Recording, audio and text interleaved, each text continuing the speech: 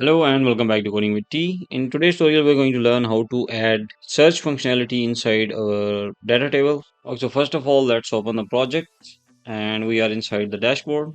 Okay, now let's go to the categories because we are working in the categories, and in the previous tutorial we learned how to load all the data from Firebase using repositories, and also we are using MVC model. Each and every concept is already covered in the previous videos. If you're new, you can watch the previous videos. And also in the previous tutorial we learned how to add or change this type of sorting. So when clicking on it, you can see the data is sorted in ascending and descending order. So we also learned to add multiple type of sorts already covered in the previous video. You can get the complete playlist link of this e-commerce in the description, and also I'll drop the link to the subsections as well. So if you want to download the complete code for the e-commerce app or for the admin panel, I will also drop the link in the description. Today we're going to learn how to create the search. So we have a text form field. While creating the design, we learn to design or create this type of text field. When I'm going to write something, let's say we're going to search for the sports, so at even one character change we are toggling or we are searching some specific category, and down below you can see we have only 3 characters because the filtered list only contains at this stage 3 items based on the search. So this one is sport, these two are sports. So let's try to see. If I'm going to make it sports, then the sport, simple sport, is gone, and this is how we are going to implement the search today. So let's get started.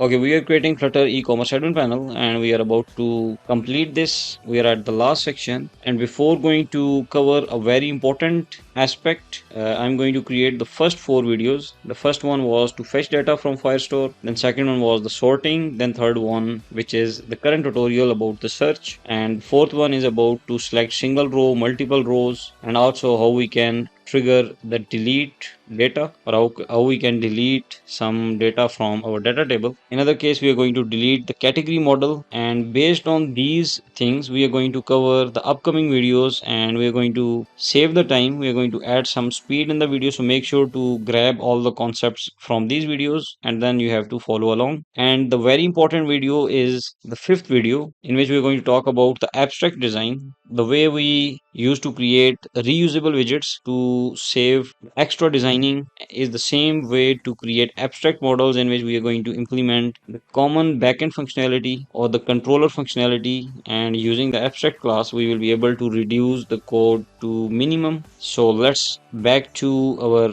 today's tutorial. Okay, so our application is running and we are inside the category controller. To locate it, go to the features shop. In the controllers we have the category controller, and for the design go to the screens, category, and all category. We have table over here. So inside this you can see we have the table, which is T paginated data table, and table source contains rows design. So first of all, let's go to the category controller where we add the sorting last time, and this time I'm going to create a search controller, text editing controller. So let's name it search text controller is equal to text editing controller, because we are going to use the text field. So let's copy this one. Let's go back to the desktop design, and inside you can see we created the T table header widget, which contains the search controller. You can see it is a type of text editing controller, so we have to assign our search controller using controller dot search controller, control alt L to align. So this is the controller instance that we created for our desktop screen. We first have to create the instance inside the mobile version, and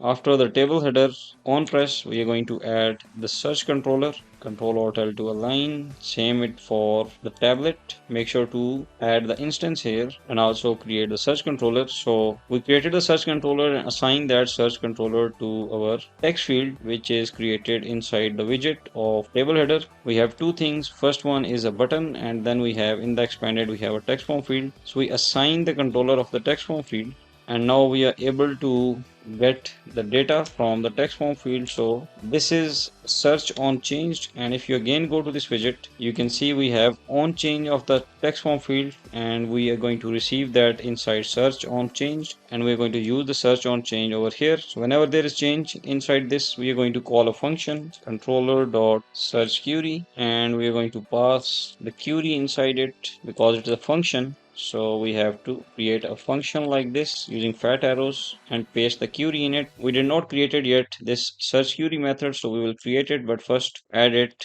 in the mobile and in the desktop. Okay, now let's create this method, create method inside our category controller right over here where we created our search text controller.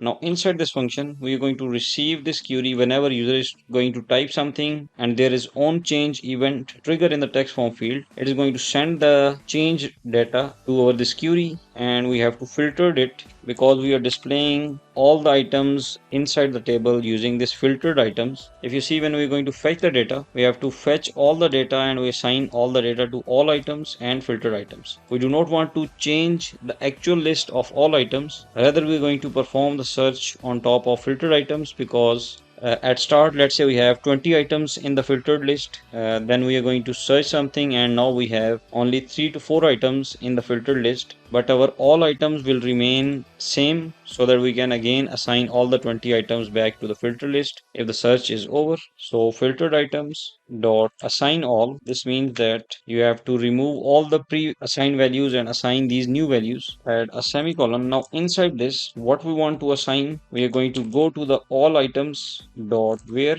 Inside where we have to create a function in which we are going to receive one item at a time, and if this item dot name dot to lowercase, and we're going to use the string method dot contains. If the name contains anything related to the query dot again go for the lowercase, and that's it. Let me add a comma over here, Control Alt L to align. So search query is going to go for all items in which we have all the items in all cases, and in each item we're going to use its name because we are going to add the search on top of name. If you want to add search on top of any other widget, you can also do that. Once this function is created and assigned, let's try to run our application.